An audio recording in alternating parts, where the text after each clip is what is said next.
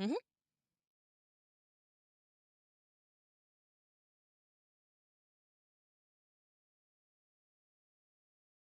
Hello, hello, everybody, and welcome back to No Glitches Allowed 10, benefiting Go Rescue Pet Adoption Center. Now, before we do anything else, I just want to say how so excited I am for this run. I love LucasArts things, and no better to take us through this than the amazing SchalaKitty. So, are you ready to run Loom? Yeah, absolutely. All right, then the loom, the yarn, the whatever is yours, my friend. Well, hello everyone. I'm Scala. I'm going to be running Loom today. We're running the VGA version, otherwise known as the talkie version. This is the version that's the easiest to find. You can get this over on Steam for usually about $5. Joining me on the couch is going to be the wonderful moonblazewolf, Hi, everybody. who's another runner of this game. And yeah, we'll just sort of go ahead and get started. Time is going to start when I select my skill level.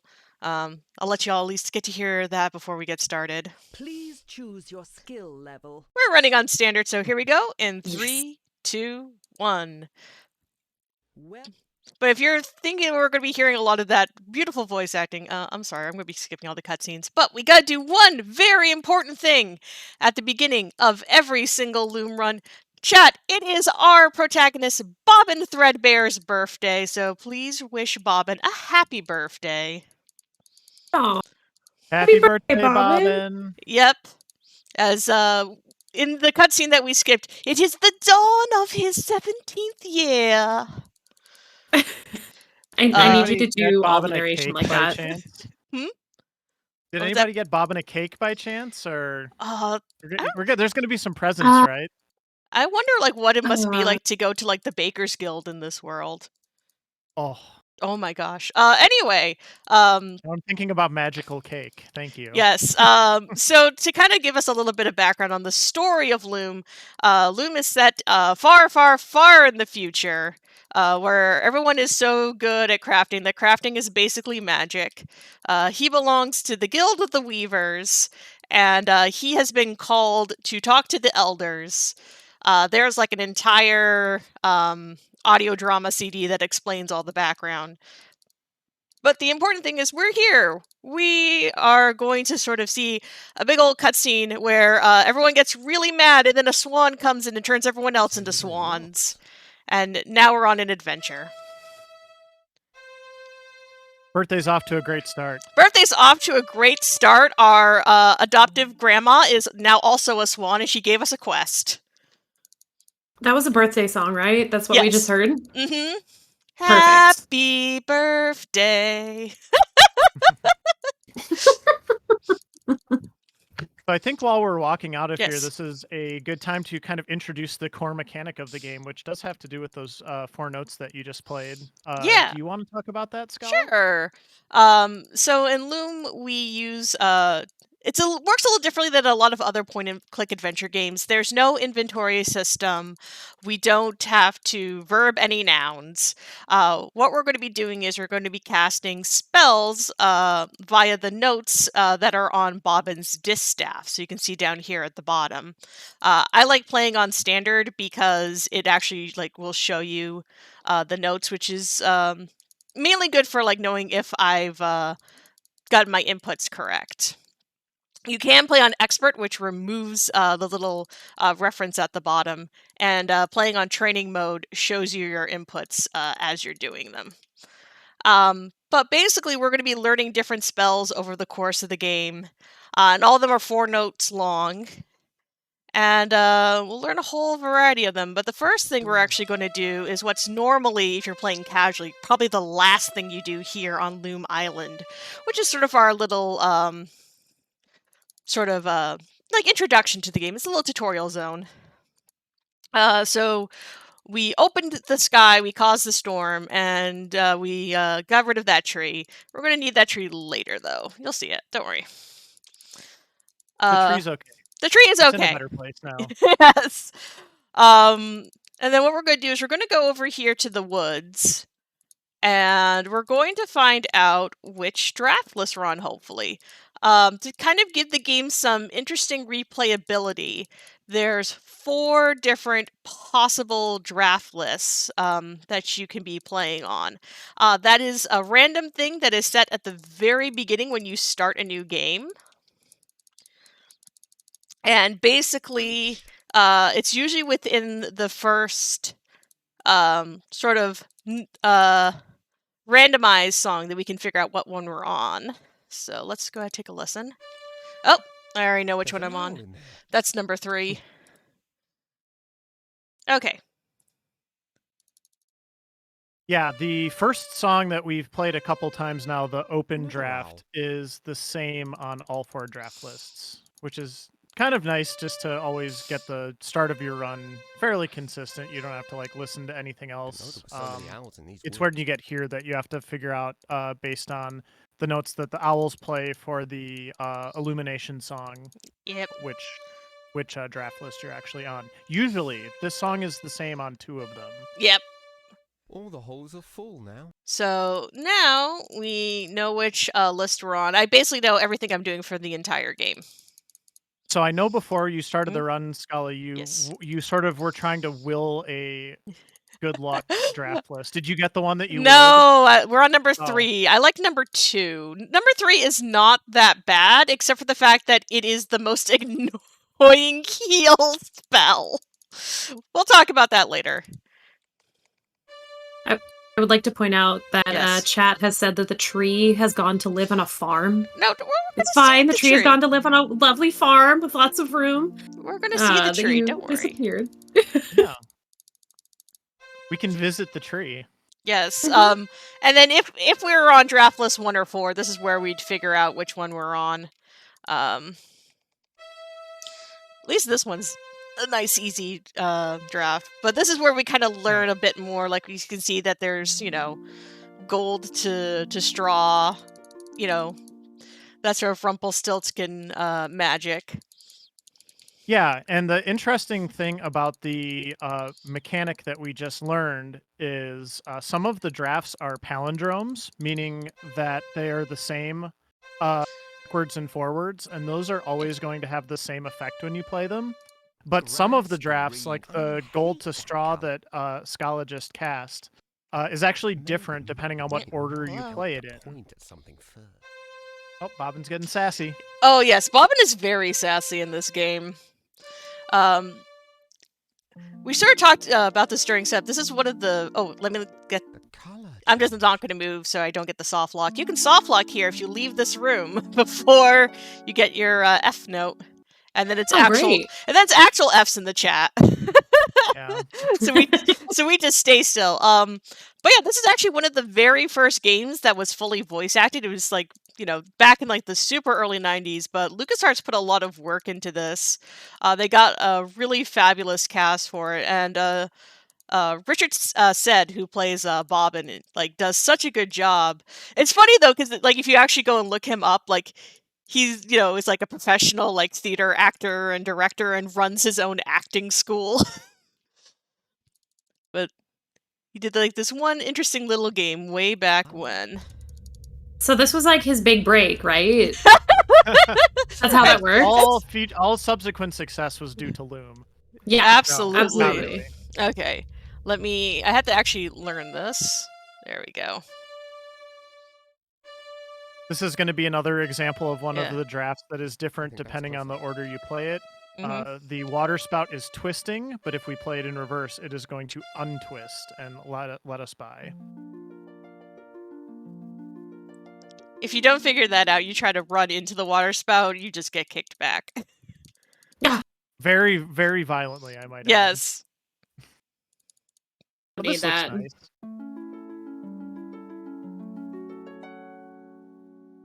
Now, we have a special incentive for this run. It's my first time offering it, and I kind of really like it.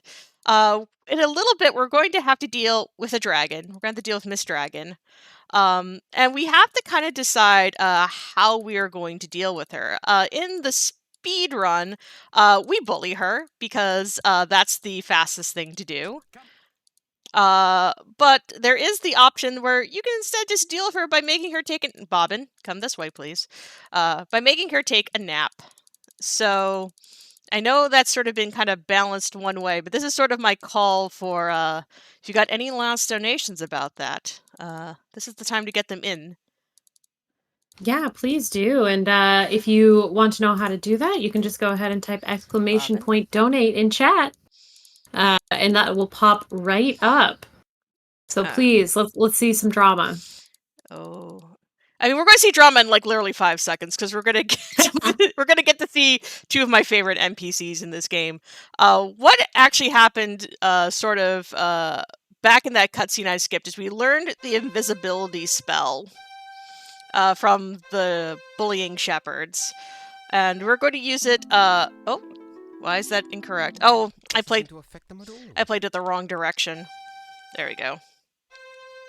You got extra visible. No. I get extra visible, yes.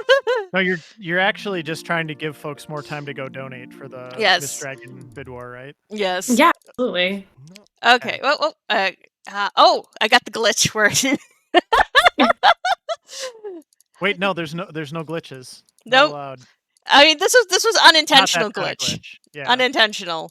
Helpful glitch. Yeah. Well, they're supposed to be like off screen, but because I loaded and unloaded so fast, they kind of got stuck. Anyway, in terms of drama, these are the gossip boyfriends. Unfortunately, we can't stay here and listen to their whole little bit of gossip, but it's so good. I don't doubt the Crucible is getting tired of bowing and scraping. Why would the clerics want us? The voice acting in this is top notch, just like you said. It is so good. Like, if you're playing this, I was sort of doing practice and like kind of playing a bit more casually. So I actually stopped and I'm like, I'm just going to listen to the gossip boyfriends. And I think my favorite line that we don't get to hear is they're gossiping about like their boss, and they're like, "Oh, he'd sell his mother's own spectacle for the right price," and I'm just like, "Oh." I love how the one is like bouncing on his heels too. I never really, or on his balls of his feet. I never really noticed that before. Oh, yeah. Now they're gone. Yep, okay, now they're gone. Back to normal. Back to normal. Back to the elevator. Yes. I thought they didn't believe in the future. Yeah, your guess is as lucid as mine, Flute. But Crucible appears to think that they're up to no good again. Then why would he do business with them at all? Let alone. That is so good. They're so. Everyone in this game is sassy. That is like the actual thing about Loom, is that everyone is sassy in Loom. Bobbin in particular will be very sassy if I try to like cast a spell that I shouldn't, or I try to cast a spell that he doesn't know, or he has like, or if I try to cast a spell and I don't have anything selected. Like they made like so many like sassy like here I will do this just for chat. It might help to point at something first. The shade. I love it. I mean, this game is like, if you look at all the guilds and stuff too, I mean, this game is basically like Theater Arts Class, the video game. Yeah. All right.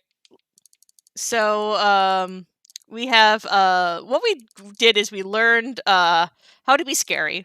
And for these shepherds, the best way to scare them is to. I sure wish I knew a draft that would work on. You know one, Bobbin Shush. Teenage boy sass. Oh yes. It's always your fault as the player of the game too. Oh, totally. Bobbin blames you. Yeah. All right, so I need to know, like right now, what are we doing? We are letting her take a nap. All right. One with $127. Oh, thank you all so much. So we get to watch a whole extra cutscene. I actually have to watch this one because I have to learn stuff. Fun fact, I've literally never seen this cutscene before, and I speedrun this game.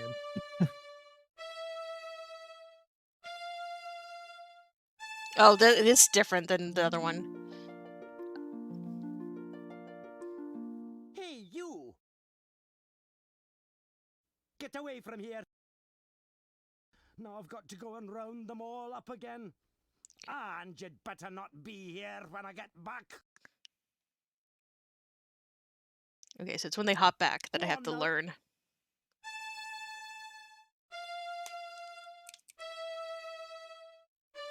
Okay. Afed. AFED.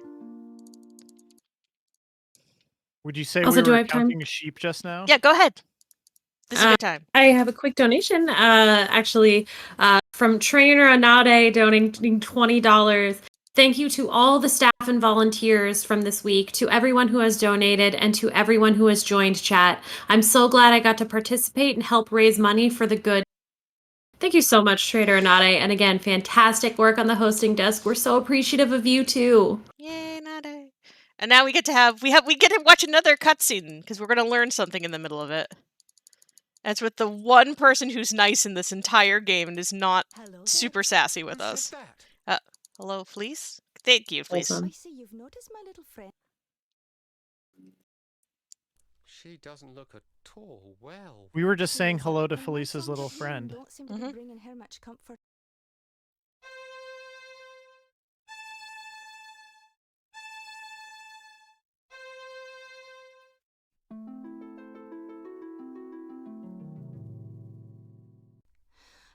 I wish I were better with him. The flock is out to pasture. You'll find them there. Go forth, wizard, and may you return safely to our fold. All right. Very exciting Aw. moment coming up here. Yes. We're gonna go protect these sheep from the dragon. And then there's going to be screaming.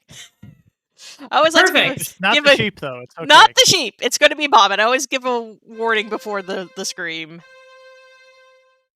First of several, by the way. Yes. Oh. Did I count? Oh, I counted wrong. There we go.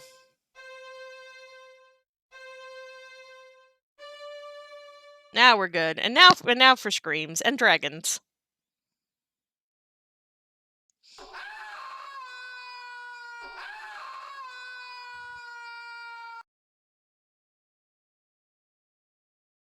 Just chef's kiss every time.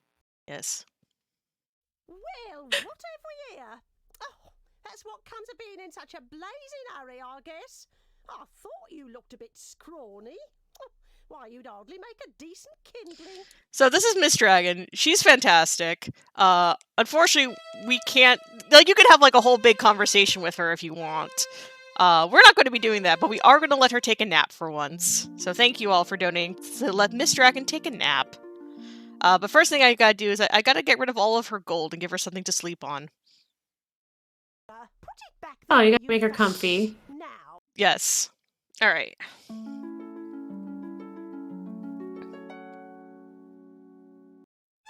Alright, Miss Dragon, it's nap time.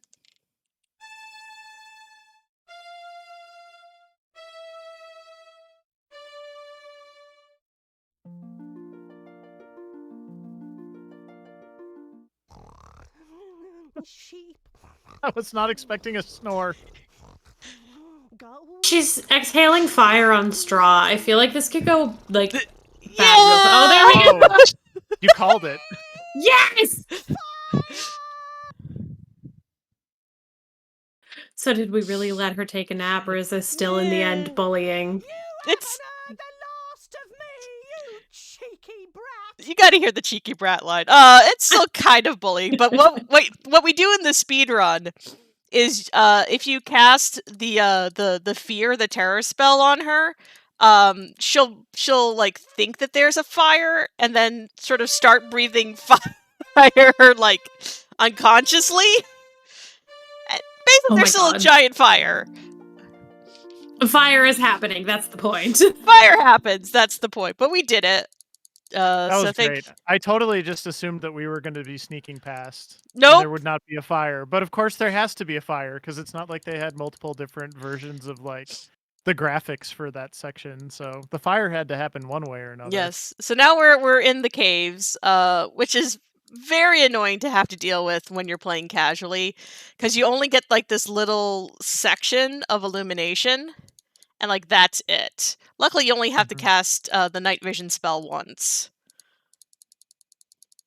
And you could easily get tripped up. There's different sort of forks that are trying to kind of lead you one way or the other. But luckily, you know, for the speedrun, we kind of know exactly where to go. My little way of remembering is when you go to the first fork, you take the first door. When you go to the second fork, you take the second door. And that does what you need to do. We're going to get another scream in just a second. Good. Yes, more screams. So I will call out all the screams for sure. Because you're right about here. Alright. Guess I won't be going back that way. Alright. I'm letting this song play out. There is a trick you can do where you basically get to skip having to go through the whole little cutscene, but if you mess it up, you soft lock. So I'm going to take that a little slow. Come on, Bobbin. Nope. Can you go? Aha! All right, Blaze. Nope. Did that? No, that didn't put him where I want. Oh, I was right. I was right. Okay. Good. So, okay, just remember, just tap up. Okay. And then he won't get caught on the door like he does all the time. Yep. Yeah, that's one of the worst. That's one of the worst. It's like a point-and-click adventure games version of a hitbox. Yes. Also, gonna have my the best dad joke in the game. Repair costs must be spiraling. That's a knee slapper.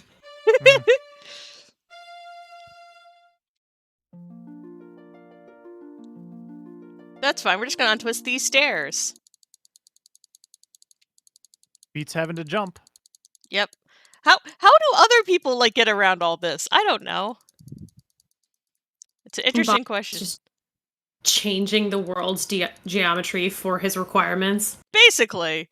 Also, there she is. Anyway, so it's Rusty. Hi, Rusty. Uh-oh. You might say the dragon is hot on your tail. Oh my god, Blaze. That's a very good joke. So we're gonna wake up Rusty. Sorry, there's a cutscene that's there that we don't see. And then afterwards, we're going to then commit a little identity theft. And put on our best Rusty cosplay.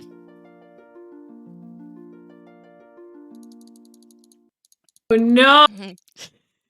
Bye, Rusty. I see where this is sure going. Rusty will be fine. Rusty will be fine. Anyway, shouts to this guy. Hello, young nail bender. So now we're going to enter the forge, which is the worst screen in the game because they took out all the music in this game, which is very nice. You get to hear it in the cutscenes. But they kept in the sound effect for this screen, so I have to walk all the way through with the clanking of hammers constantly. Just like a forge would have. Yeah. Oh.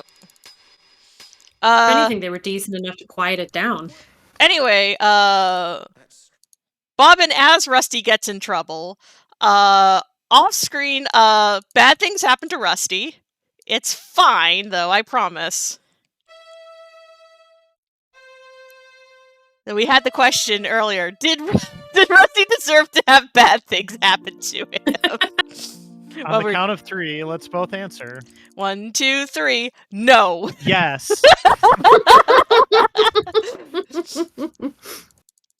The discourse. Look, it's hot. Don't take a nap in a graveyard. It's not complicated. I don't see why this is even up for debate. That's fair. I don't debate that he made a poor life choice. Also, we get a good cutscene. Most skilled blade shaper, Your Excellency. How's it coming there, Edgewise? I'm just putting the edge on the last sword, sir. Good to hear it. No slacking off now. Let's get it finished. I can't believe the blacksmith is named Edgewise. They all have names like that. I know. Imagine if that's how we named people nowadays. I mean, it's like, oh, what do you do? Speedrun? Yeah, so my name is Runfast. Very good then. Carry on. All right, 1 second. Let me actually focus on this.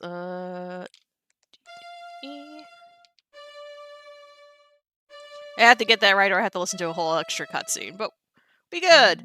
We're gonna get into lore. All the lore is going to happen off screen, so I'll do my best to sort of summarize, because it basically happens after we get sent to jail.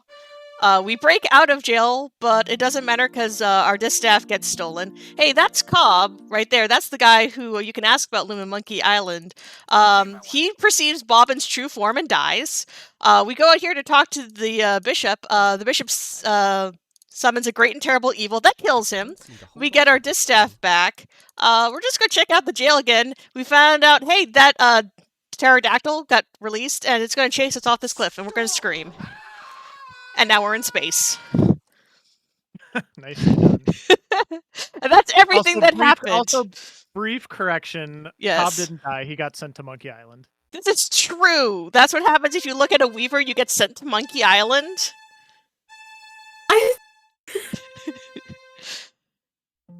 That's what he did. He said I want to see your believe you. What does a Weaver actually look like? And then he perceived Bobbin's true form, and then bad things happened to him. So don't worry about it. Anyway, so we said bad things happened to Rusty. What bad thing happened was that the dragon ate Rusty. Because the dragon thought that Rusty was Bobbin. But that's okay. Like I said, we're going to solve this problem the way we solve a lot of problems, which is necromancy. We've all solved a problem this way. Absolutely. Yep. So now Rusty's fine. See? I told you it was all going to be fine. And as a plus, he was definitely more meaty than Bobbin was for the dragon, so... Yeah, she could have a good meal out of it. Yep. So right now what we're doing is we're going around and we're fixing the holes in the fabric of reality. Ha ha ha. Oh, come on, let me go. I want to go. Anyway, so there's those shepherds that bullied us. Fleece is there, but she's okay. That's the important thing. Yeah. Anyway, we're not going to help the shepherds that were mean to us because they were bullies. So that's fine. They can just, stay dead. It's cool. I guess what you're saying is Rusty didn't deserve it, but those shepherds did. They did! You know what? Whatever. The shepherds deserved it!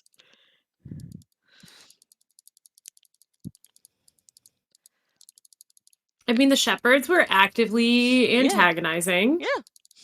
So I do get that one. Anyway, that's the head of the Glass Guild that the other guys were all sassing about. He also is dead. Well, he's about to die, but that's fine. It's not our problem. We're pretty sure the boyfriends are okay. That's the again, I don't know. Chaos steals their scythe. Oh, that's right. So I don't know if gossip boyfriends make it out. Anyway, we're also at the end of our quest. Our whole quest has been to find the mysterious swan that turned everyone else into swans, and we have finally done so here at this lake on the edge of reality. Turned out that the swan behind it all was Bobbin's mom. Bye, Bobbin's mom. Boy, this is going to take me a while to unpack. Oh, trust me, we could get more into the fact that, the whole reason why Bobbin is like this sort of mysterious figure involved in all of this and was supposed to be heralding the age of the third shadow is because Bobbin's mom also solved problems with necromancy. Let's leave it at that. Oh my God. Anyway, we now have to go through this very quick sequence where we have to save our... yeah, that's our adopted grandma Hetchel, who's a black swan. She's getting bullied by Chaos there, who first silenced her and then made her into a roast. Luckily, this And we're section's... gonna necromancy the roast swan? Yeah, but then Chaos basically removes her from reality, and we're like, you know what, there's only one way to fix this. We're going to remove the Great Loom from reality, and then we split reality in twain. This is a way to handle your problems, yes. This is totally a way to handle your problems. Oh, I need to skip that cutscene. She started it. Yeah, also time is just about to be called. I just have to float back out into space. I was looking forward to spending more time with you. We've got one last spell to cast, which is... Hello, Bobbin? There we go.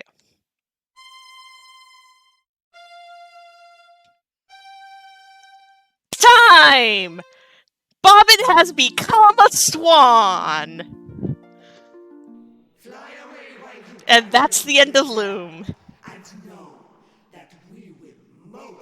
I am stunned right now. I am ready, Mother.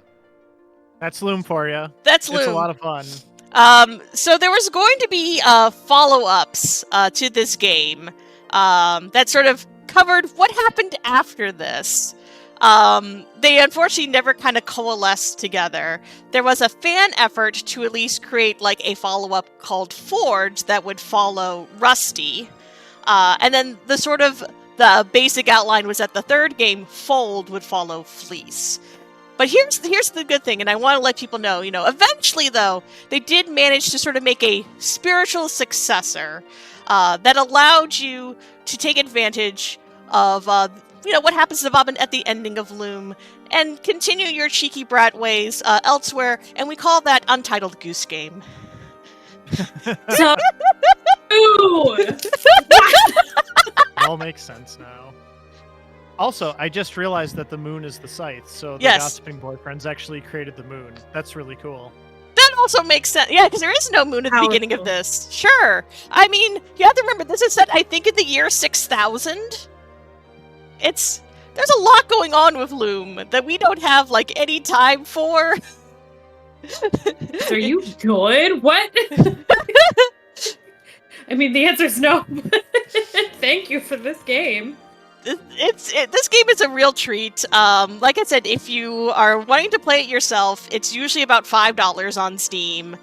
Yeah, it's $6 right now. I just checked the other day. Yeah, and it's a super cute, short game. If you want to go and actually explore, there's tons of more stuff that you can do. If you go around and explore, we just do the really fast speedrun route to get us through. But thank you so much for having us. It was really, really fun. If you're looking to find me elsewhere, I stream occasionally at twitch.tv/SchalaKitty. I'm hoping to get back to grinding down my time in Haven and maybe doing some art streams. And Blaze, I know you got some good things going on too. Yeah. I also stream as well, twitch.tv/moonblazewolf, and helping out with a couple marathons in May, so I should be around quite a bit. Probably see me around for a handful of stuff in May. But this was great. This was my first time helping out with No Glitches Allowed, and I'm definitely going to keep an eye on this marathon as well to hopefully submit something again very soon. Yeah, absolutely. You both were so fantastic, and this was the funniest experience that it possibly could have been. What an absolutely brilliant game and brilliant dialogue from you both. Oh my goodness. This is such a treat.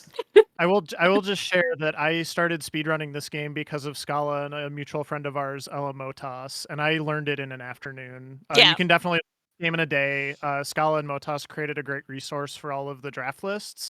That you can get from them, and there's a Discord for the kind of the entire LucasArts series called Speedy Adventures. If you want to get, if you're interested in running this game, and if you want to get pointed in the right direction, you can go ahead and DM me, or I'm sure Scala the same. And we will point you in that direction. But yeah, it's always a blast. I love running this game. I love commentating for it. I love watching people's reactions that have never seen Loom before. It's always just such a wonderful time. Yeah, that was that was brilliant. Thank you so much for sharing that with all of us. You are both fantastic. Yeah, thanks for having us. Yep. Of course. And with that, I think we are going to go to our intermission screen. So thank you guys so much, and have a fantastic, fantastic rest of the marathon.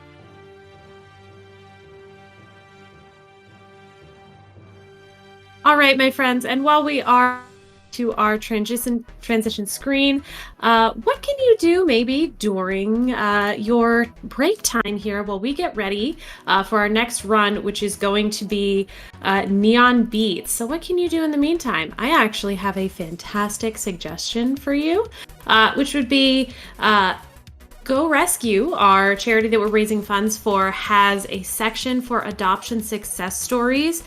So while we get set up, you can go to gorescuedogs.com/success stories for some super cute pictures, heartwarming tales, just everything to keep your heart happy and warm while we get ready and set up.